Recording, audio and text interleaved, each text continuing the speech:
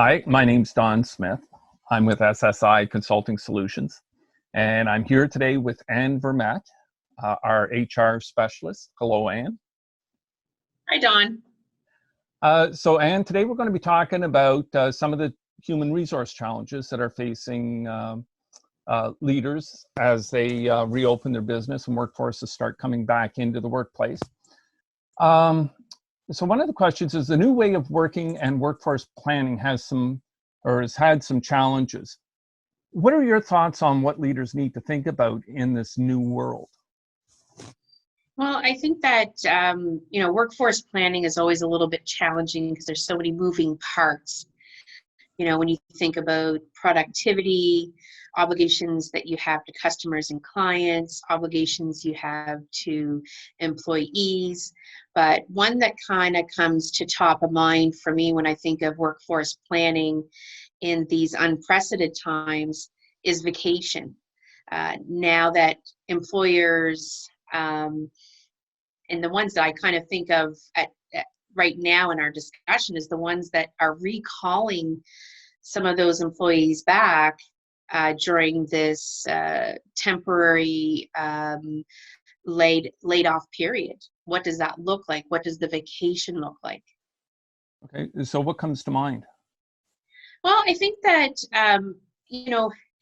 being off, if you were on a temporary layoff and you were home with your family or you were home by yourself and isolated, as we were following those different government regulations, I mean, it's not exactly like it's been vacation. Yeah. We're not all home having fun and going to the beach or going out and having a real vacation and enjoying our leisure time. It was really stressful, and it continues to be stressful for most employees and employers. So, for the sake of the mental health and well-being of employees, there's a vacation obligation that employers have, of course, with the employment standards that each organization, depending on what province you live in, there's a vacation obligation. And we also want to make sure that we can give it to our employees. They need to have that break. There is some science behind that, and that productivity and engagement of employees is highest when they have a break, just like any normal human being, right? Right. But what does that look like today? That's what I think most employers, whether you're a small to mid-sized employer, you're looking at, what does that look like now that employees are back? What are my obligations? How am I going to manage this? Right. So what are some of your thoughts around vacation planning during these times then? Well, vacation planning has always been one of those big discussions I've had as an HR person with leaders, because there's two parts to vacation. When you think of a policy, or you're thinking of how you're going to plan it, or how you're going to pay it out. So there's vacation time, and then there is vacation pay. And if you look at your own provincial employment standards, that, for example, your province may indicate where you're employed at, that, if you're employed up to 5 years, you get 4% vacation pay and 2 weeks vacation time. Okay, but the vacation pay is based on earnings that you've accumulated while you're working. So that's important to remember, because during layoff, whether it was for 4 weeks or 8 weeks or 3 or 4 months, you are not calculating the vacation pay. Then you have vacation time. And the vacation time is an obligation that employers have based on the minimum standards in their provincial employment standards. And that is that they actually have to have that time. So for example, if we're on a leave or we're on a layoff, you are still obligated to that vacation time based on the minimum standards. but the vacation pay is not being accumulated because the person is not physically at work. Okay.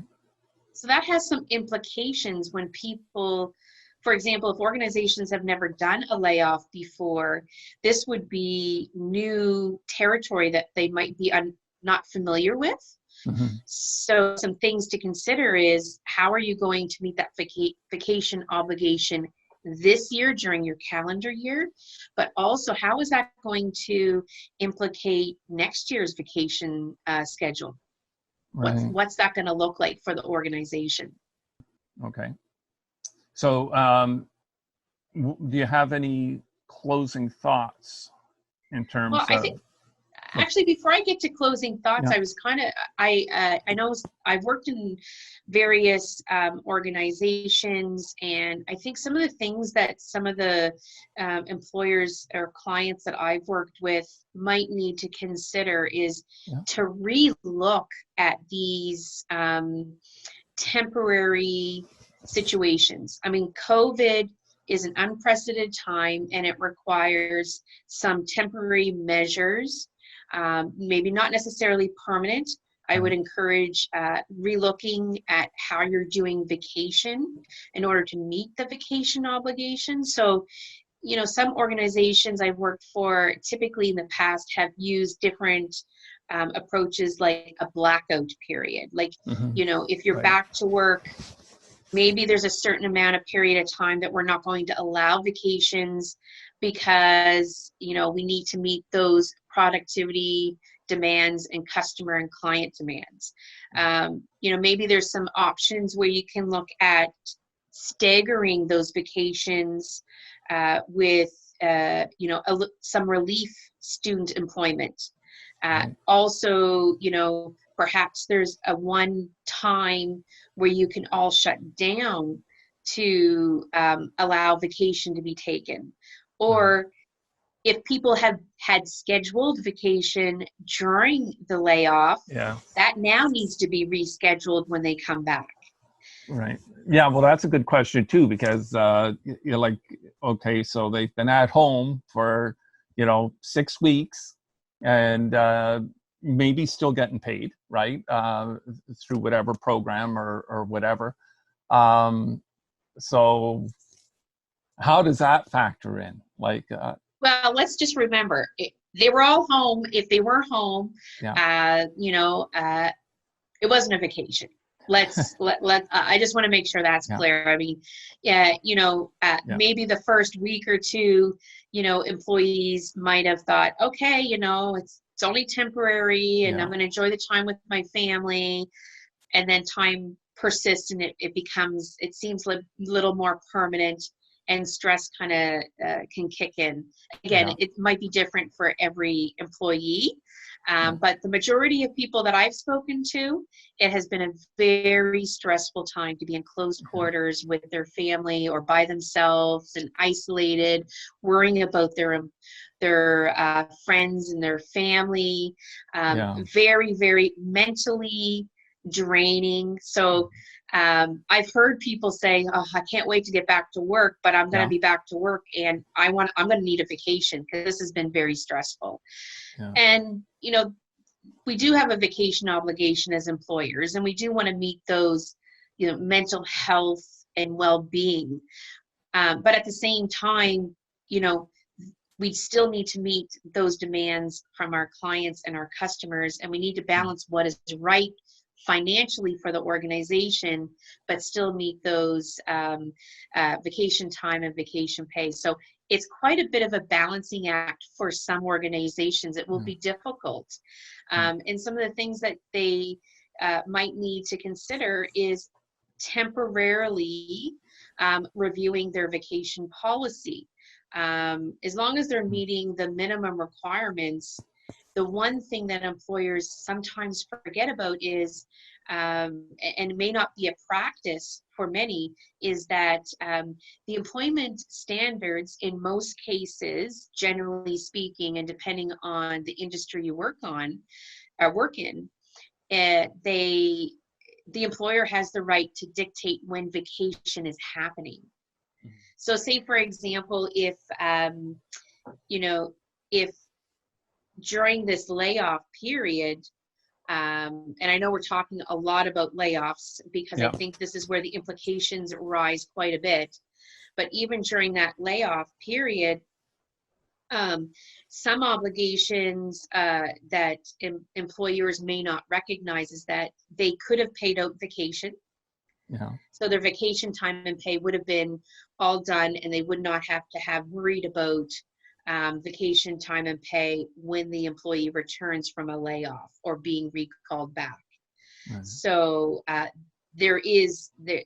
was an option for employers. Some employers may decide, you know what, I'm not going to pay out that vacation pay. I want my employees to take it when they come back. And not really knowing what those circumstances could be. For example, you could have employers that their business has really significantly slowed down. Mm-hmm. And if they didn't pay out their vacation time and pay, then what they could look at doing is when they're recalling their employees back, if there's not enough work for them to do, the employee could opt to take an afternoon vacation. Mm-hmm. Rather than trying to figure out where am I going to meet that vacation, that planned vacation period. It could be an afternoon. I've worked in industries where that was a common practice. All right, so you would mention some links that you had found with additional information that employers might find helpful. Yeah, so I found that, the link from the Globe Mail, and they speak to it from an employee perspective. And then you have a larger law firm, and I'm not endorsing or anything. I'm just suggesting it's a good read for employers from a law firm known as Torys.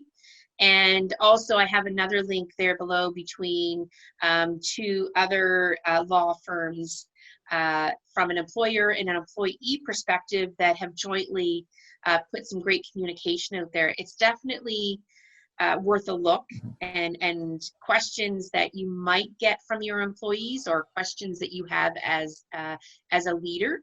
The one thing that I just, my final suggestion always is there's going to be implications when you look at vacation. There's going to be implications this year, and there's going to be implications next year. So looking at how you're going to plan that, communicate it, and document.